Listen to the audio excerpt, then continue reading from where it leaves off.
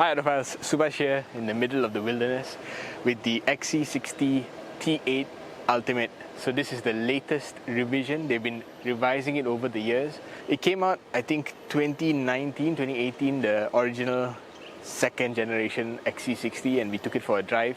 Back then it was T8 Inscription.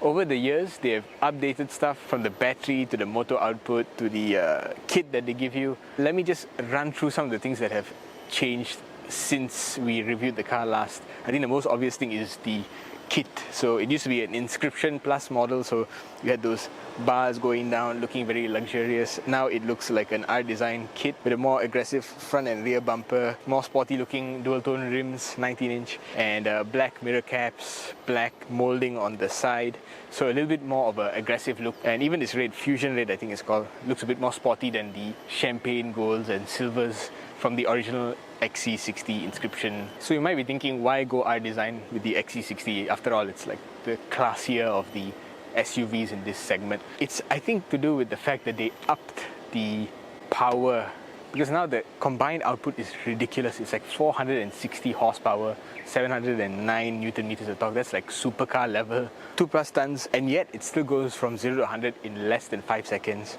For a family SUV, that's a bit insane. Despite this added performance, it's still a plug-in hybrid, and so if you drive it frugally, you can get 1.9 liters of petrol per 100 kilometers. That's crazy. Just for some context, I've been really whacking this car a lot, and over the weekend I've drained the battery, and I've still got a full tank with more or less 500-600 kilometers of range. It's crazy lah. This thing is very efficient when you drive it with a light foot, and of course when you charge it up. So the rest of the changes are actually inside, and not all of it came late last year, some of it came progressively. So the 9-inch Sensus infotainment system now looks different. It has the layer of Android Automotive OS built in. The headliner, I think the year before, was a cream or beige color. Now it's dark, it's black. They gave the sunroof capacitive controls, and the little cluster where the lights were are now LED and all capacitive. The crystal knob, Autophiles crystal, now looks a little bit different. This was an update for the S90 that trickled down into this one as well. I believe the seats as well went from being like completely covered in leather to now having some very heavy duty looking textile on it, and you get that textile on the door cards as well. Besides that, I think the digital instrument cluster also got updated. So last November they gave it a pretty big update in the form of an 18.8 kilowatt hour battery, and this upped the range to 80 kilometers of pure electric driving. Of course, 80 kilometers is not impressive for an electric vehicle, but for a plug-in hybrid electric vehicle, I believe this is probably better than anything BMW or Mercedes can offer. About 5 years of updates, and the car just feels about facelifted. It doesn't really feel like an all-new model. And this, with the Ultimate badge on it, is presumably the Ultimate XC60.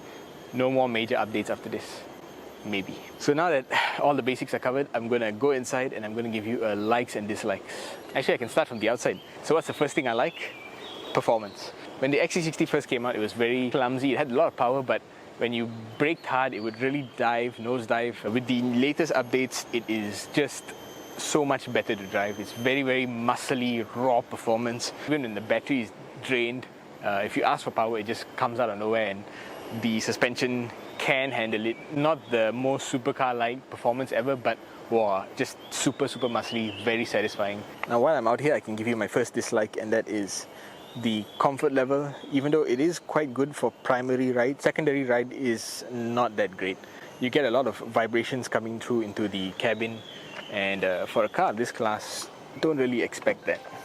So as we come into the car, I can give you my second like, and that is, this is still one of the classiest cabin executions. I still think they do sound very, very well. Volvo is one of the first car makers to embrace Bowers and Wilkins. You can just see the speaker design poking through that grille. All these like knurled edges. The crystal knob was another design thing that was started by Volvo, and then now BMW has their own. I don't know if it aged well, I'll get to that, but I think it is still the most classic luxury look of any of the premium brands today. Even though I like it, I can't run away from the feeling that it's just not very 2023. Like, this car doesn't really have ambient lighting as far as I can tell. If it does have, it's very, very minimal or not done to a very spectacular 64 colorway. You know, you also get like cameras that don't look the sharpest. It's a little bit dated in places, and of course glossy black looks really good on day one, and then by day 3 it's covered in dust and fingerprints. On to a thing that I like in this cabin actually was the Android Automotive OS system. I remember complaining about this system in the C40 when the data went off, but actually by and large it's a really good system because it essentially puts actual connected Google Maps here and integrates it in a way that no other infotainment can do. So like if you have a electric vehicle, or in this case a plug-in hybrid electric vehicle, and it's programmed to like know that you will want to look for chargers every once in a while, so you just press charging stations and it will find you a charging station that's nearby, and it'll give you like a trip summary, gives you like the kind of charging speeds you can get from there. Pretty good stuff. It's so useful that the whole time I've been here, I just, I didn't bring the right cable. I brought a cable with USB-A, and this car does not have any USB-A ports. It's all USB-C. So instead of using Apple CarPlay, I've just used this, and it's got me to everywhere I need to go because Google Maps is my go-to anyway. And the fact that when you ask it to navigate somewhere, the navigations come out right here, and it comes out on your heads-up display, so your turn-by-turn directions show up there as well. All that is something that, regular Apple CarPlay does not give you, and I think I like that Volvo went in this direction. There's a fix for if this thing hangs. You just press and hold this button, and apparently that'll reset the SIM card. So now see, it says unknown road. Then I've got to click it again.